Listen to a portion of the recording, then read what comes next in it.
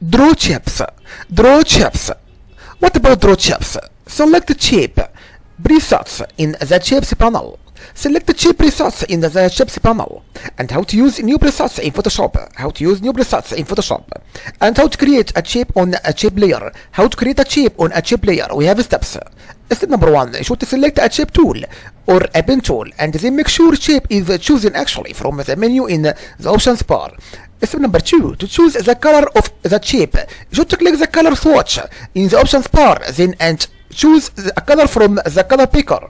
Step number 3. Optional again. Set tool options in the options bar, then click the inverted arrow next to the shape buttons to view additional options for each tool. Step number 4. Optional to apply a style to the shape. You should select a preset style from the style pop-up menu in the options bar. Step number 5. Drag in your image to draw a shape. To constrain a rectangle or rounded rectangle to a square. To constrain an ellipse to a circle. Or to constrain the line angle to a multiple of 45 degrees. Hold down shift. And to draw from the center out, position the pointer where you want the center of the shape to be. Press Alt if you use Windows or Option if you use Mac OS. And then drag diagonally to any corner or edge until the shape is the desired.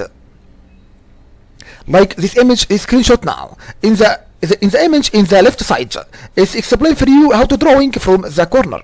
And in the right side and drawing from the center, right side.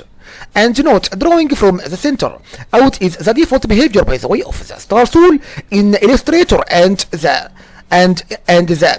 Polygon tool in Illustrator and Photoshop. So what about create and edit and work?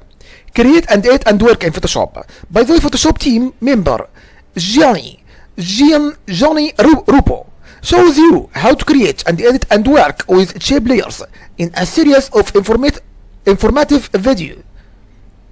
And you should to learn how to create a shape layer and edit the stroke and feel of a shape layer and edit multiple shape layers and drag shape passes between layers and combine shapes and work with sub passes and order sub passes and align sub passes. And how to draw multiple shapes in a layer. How to draw the multiple shapes in a layer. By the way, you can draw separate shapes on a layer and or use the add or subtract and intersect or exclude options to modify the current shape on a layer. We have steps. We have steps here now. Step number 1. You should select the layer to which you want to add shapes. Step number 2. You should select a drawing tool and set tool specific options. Step number 3. You should choose one of the following in the options bar. You should to add to shape areas. It's meaning you can to add the new area to the existing shapes or paths. And what about subtract from a shape area? Subtract from the shape area is meaning you can to remove the overlapping area from the existing shapes or paths. And so what about intersect shape areas? Intersect shape areas is meaning you can to restrict the area to the intersections of the new area and the existing shapes or paths. So what about exclude overlapping shape areas? Exclude overlapping shape areas is meaning excludes the overlap area in the consolidated new and existing areas. And step number 4, draw in the image. Draw in the image is meaning you can easily switch between drawing tools by clicking a tool button in the options bar. So what about draw a wheel shape? Draw a wheel shape is meaning you cut out a shape within an existing shape so that the layers underneath show through. This procedure, by the way, shows you how to create a donut shape, but you can use this technique with any combination of the shape tools, including custom shapes. We have steps here now. Step number 1. You should select the ellipse tool in the toolbox, and it may be hidden by one of the other shape tools or the line tools. And step number 2. You can to make sure a shape is chosen from the menu in the options bar. Step number 3. Drag in the document window to draw the shape and hold down the shift key while dragging to constrain the ellipse to a circle. Step number 4. In the options bar, select the subtract from shape area button. Step number 5. Drag within the new shape to create the cutout. And when you release the mouse, the image underneath the new shape shows through, by the way. Step number 6. To reposition either shape, you should click the path selection tool in the toolbox, and it may be hidden by the direct selection tool, and select the path, then drag it to its new location, or use the arrow keys on the keyboard to nudge it a pixel at a time, and shift click to select more than one path. And how to draw a custom shape. How to draw a custom shape. By the way, you can draw custom shapes by using shapes from the custom shape pop-up panel, or save a shape or path to use as a custom shape. We have steps. Step number 1. You should select the custom shape tool firstly, and after that, if the tool isn't visible, hold down the rectangle tool near the bottom of the toolbox. Step number 2. You should select a shape from the custom shape pop-up panel in the options bar, and if you don't find a shape you want in the panel, click the arrow in the upper right corner of the panel and choose a different category of shapes. And when asked to replace current shapes, click either replace to view only the shapes in the new category, or append to add to the shapes already displayed. Step number 3. Drag in your image to draw the shape. Drag in your image to draw the shape. And how to save? How to save a shape or path as a custom shape? How to save a shape or path as a custom shape? We have steps. Step number 1. In the Paths panel, select a path, either a vector mask for a shape layer and a work path or saved path. Step number 2. You should choose Edit, then choose Define Custom Shape, and enter a name for the new custom shape in the Shape Name dialog box. And the new shape appears, by the way, in the Shape Pop-up panel in the Options bar. Step number 3. To save the new custom shape as part of a new library, you should select Save Shapes firstly from the pop-up panel menu. And after that, how to create rasterized shape. How to create a rasterized shape.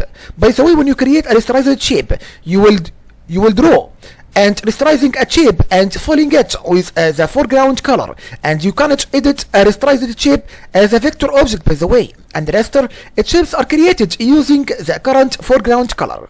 We have steps again. Step number 1.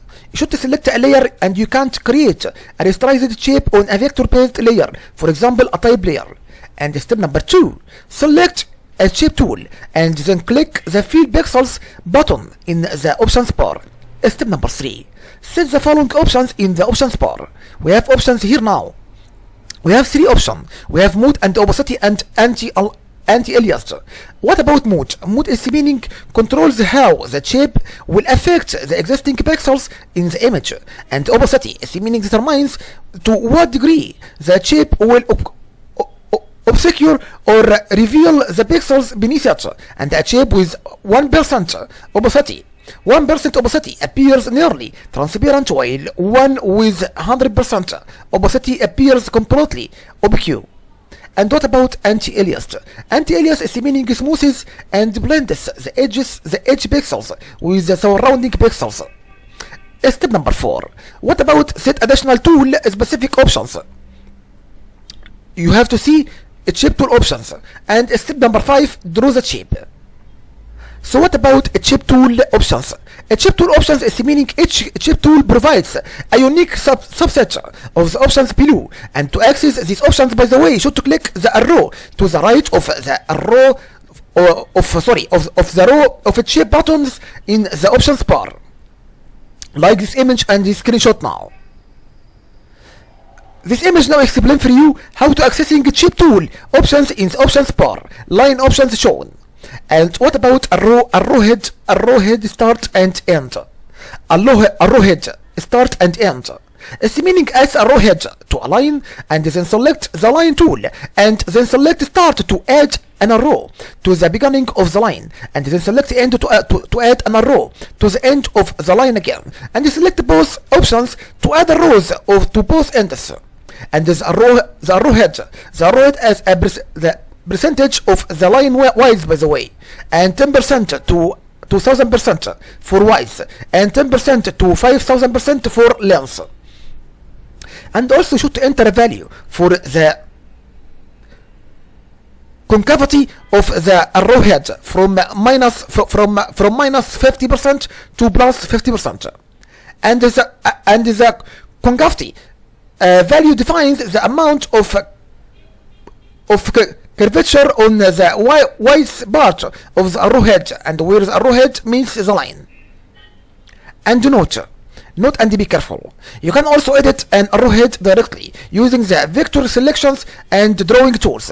And you have options here now. What about circle? Circle is meaning constrains an ellipse to a circle. And what about define proportions? Define proportions is meaning renders a custom shape based on the proportions with which it was created. And what about defined size? Defined size is meaning renders a custom shape based on the size at which it was created actually. And what about fixed size?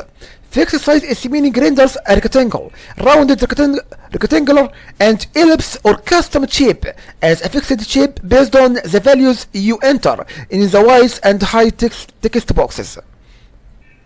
So what about from center? From center is meaning renders a rectangle and rounded rectangle, ellipse or custom shape from the center. And what about indent sides by?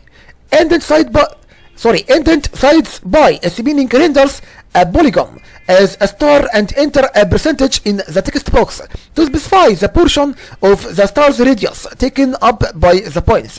And a 50% setting creates points that are half the total radius of the star. And a larger value creates sharper and thinner points, by the way. And a smaller value creates fuller points. And what about proportional? Proportional is meaning renders a rectangle, rounded rectangle, or ellipse as a proportional shape based on the values you enter in the width and height text boxes. And what about radius? Radius is meaning that for rounded rectangles, it specifies the corner radius for polygons and specifies the distances from the center of a polygon to the outer points. And what about sides? Size is meaning that it specifies the number of sides in a polygon and the smooth corner or smooth indents. What about smooth corners or smooth indents? It's meaning renders a polygon with smooth corners or indents. And what about snap to pixels? Snap to pixels is meaning snaps edges of a rectangle or rounded rectangle to the pixel boundaries.